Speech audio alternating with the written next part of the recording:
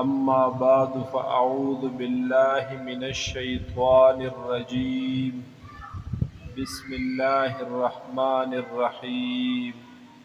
يا أيها الناس إن وعد الله حق فلا تغرنكم الحياة الدنيا ولا يغرنكم بالله الغرور إن الشيطان لكم عدو فاتخذوه عدوا إنما يدعو حزبه ليكونوا من أصحاب السعير يا أيها الناس اے انسانانو اے خلقو ان وعد الله حق بیشک وعده د الله تعالی حق ده مخکې حضور پاک صلی الله علیه وسلم ته تسلی الله ورکړه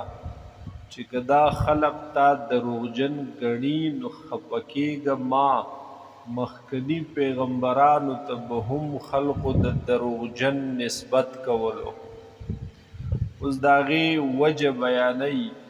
خلق پیغمبر ته ولې دروغجن وي خلق د دین اسلام نه مخ ولې اړي داغه وجه بیانې چې دا د شیطان په دوکې سره شیطان مختلف قسمه وسوسې د پزړونو کې ورجي انسان هغه ورته ټینګ نشي د شیطان په وسوسو په دوکو کې راشي نو دوکشي او د دین اسلام نه د پیغمبر نه د الله د کلام نه مخ واړي داغه د انکار نو الله تعالی فرمایي چې دغه دوکباز چې ده د دنا هغه خبردار اوسئ او د دنا هغه چست اوسئ اسنه چې د مو دوککی او گمراهی طرف ته او تباہی طرف ته موږي یا ایها الناس اے خلقو ان وعد الله حق بیشک وعده د الله تعالی رښتونه ده وعده د قیامت وعده الله ته د مخامخ کېدلو وعده د جنت او د دوزخ فلا تغرنکم الحیات الدنیا پس دوکه دی نه کی تاسو لرا اغه ژوند د دنیا جون هم دوکه کول کی شیطان هم دوکه کول کی دنیا جون داسې سړی دوکه کوي چې کله د صحتمن وي خزوان جان وي خط تکړه وي د هیڅ شی ظاهری د یو شي کمې ور سره نوي نو باس د پدی یو دروغجن اعتماد کی پریوزی چې ز تکړی ما عمر لب تکړی ز صحتمنیم او ز جانی مالی تکړیم عمر لب صحتمنیم او عمر لب دس تکړی ز ژوندې ما ما کی ژوند شتا طاقت شتا نو گویا کی عمر لب زداسی یما نو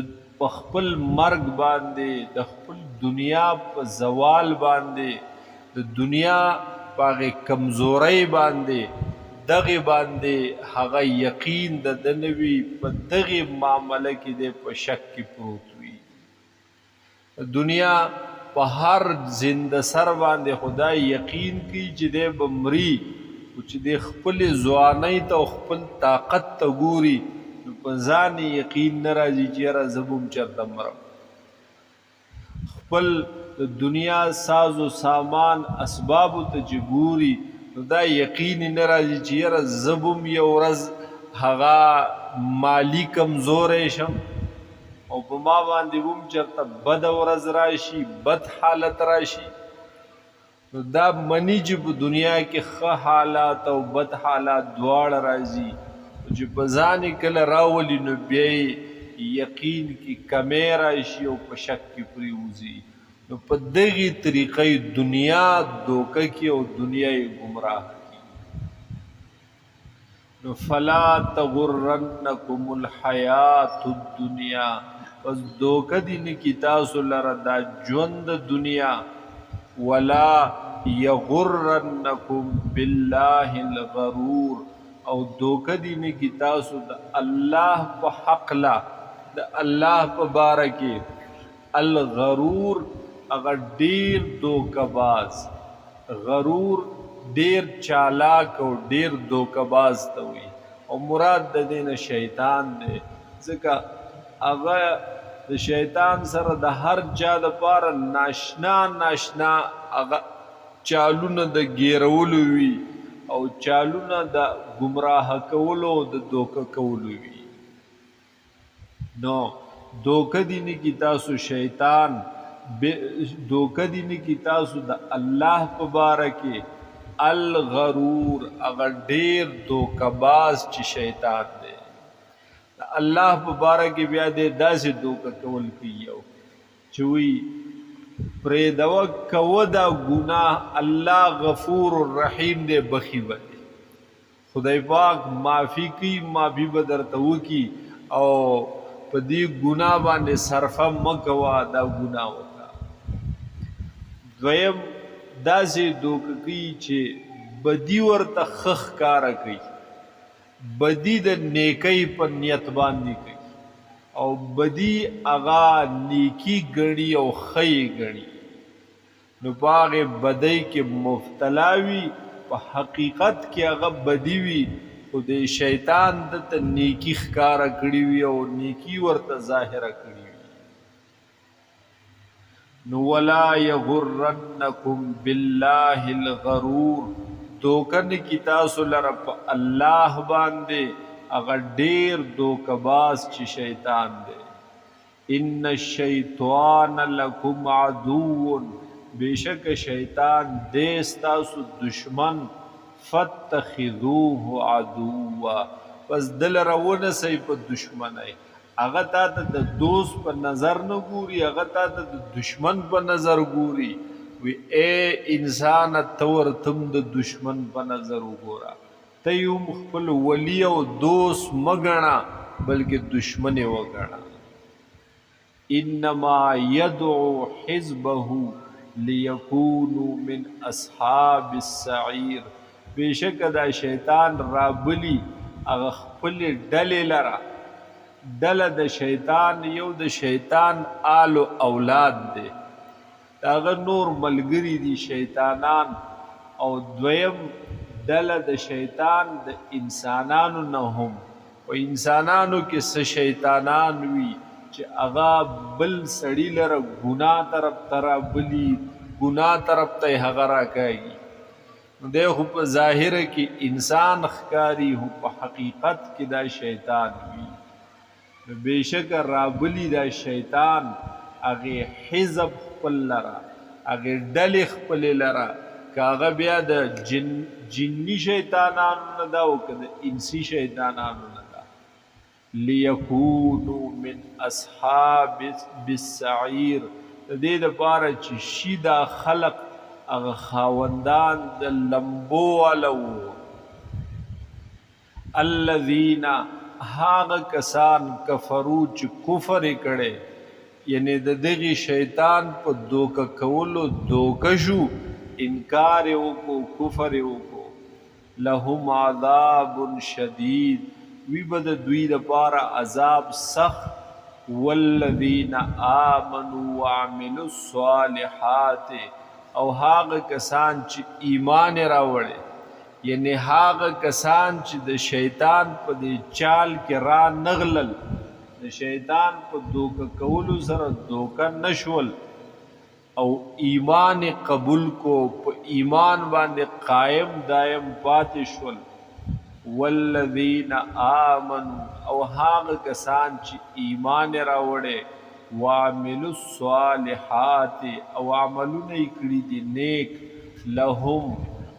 مغفرت، وی بد دوی د پاره بخنا، و اجر کبیر، او اجر لوی، هغه بدله لویا، د دوی د پاره بخنه وی. د شیطان د وجه خود د ایمان پرې نه خودلو، دا خپل عقیده پرې نه ښودله، هغه فرایض یې پرې نه ښودل، خو بیا هم انسان دی څه کته بره به ترې نه کېږي او څه ګناه به ترې نه خامخا کېږي. نو الله تعالی فرمایي چې شیطان ته دوکه نه کړې، نو کو د هغې انساني تقاضو د وجې ستا نه څه ګناه شوې، ستا نه خطایي شوې، زه به درته هغه خطایي معاف کړم، په هغې مغفرت به درته نصیب کړم.